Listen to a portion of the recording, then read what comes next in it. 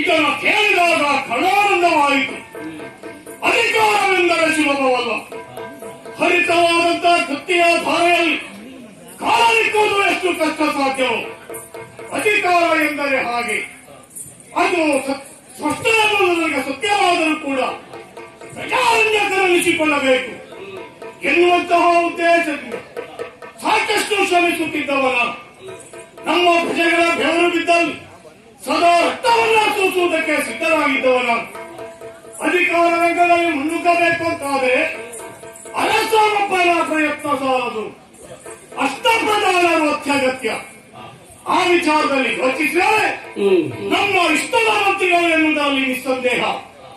ಅದರಲ್ಲಿಯೂ ನನ್ನ ಮುಖ್ಯವಾಕ್ಯನಾದಂತಹ ಧರ್ಮನಿಧಿ ಅವನ ಸಲಹಾ ಸೂಚನೆ ಮೇರೆಗೆ ಸುಸೂತ್ರವಾಗಿ ರಾಜ್ಯಭಾರ ಮಾಡುವುದಕ್ಕೆ ನನಗೆ ಸಾಧ್ಯವಾಯಿತು. ಇನ್ನು ನನ್ನ ಸಾಂಸಾರಿಕ ರಚನಾ ಯೋಚನೆ ಮಾಡಿದರೆ ಪಟ್ಟವನ್ನ ಏರುವ ಪೂರ್ವದಲ್ಲಿ ಇಷ್ಟದ ಹೆಣ್ಣಿನ ಕೈಯನ್ನು ಹಿಡಿಯಬೇಕು. ಇದು ಶಿಷ್ಟಾಚಾರ. ಅದಕ್ಕೆ ಅನುಗುಣವಾಗಿ ನಮ್ಮ ಹಿರಿಯವರವರು ನಿಶ್ಚಯಿಸಿದಂತಹ ಕನ್ಯೆಯ ಕೈಯನ್ನು ನಾನು ಹಿಡಿದೆ. ನಮ್ಮ ದಾಂಪತ್ಯದ ಪ್ರತೀಕವ ಎಂಬಂತೆ ನಮ್ಮ ಪಾಲಿಗೆ ಗಂಡು ಮಗುವೊಂದು ಜನಿಸಿತು. ಏನು ಮಾಡೋಣ? ಮಗುವಿಗೆ ಜನ್ಮವನ್ನು ಕೊಟ್ಟಂತ ನನ್ನ ಮಡದಿ ಮರುಕ್ಷಣದಲ್ಲಿ ಇಹಲೋಕದ ಯಾತ್ರೆಯನ್ನು ಮುಗಿಸಿತು. ಆ ಮಗುವಿನ ಸಂಪೂರ್ಣ ಜವಾಬ್ದಾರಿಕೆ ನನ್ನದಾಯಿತು.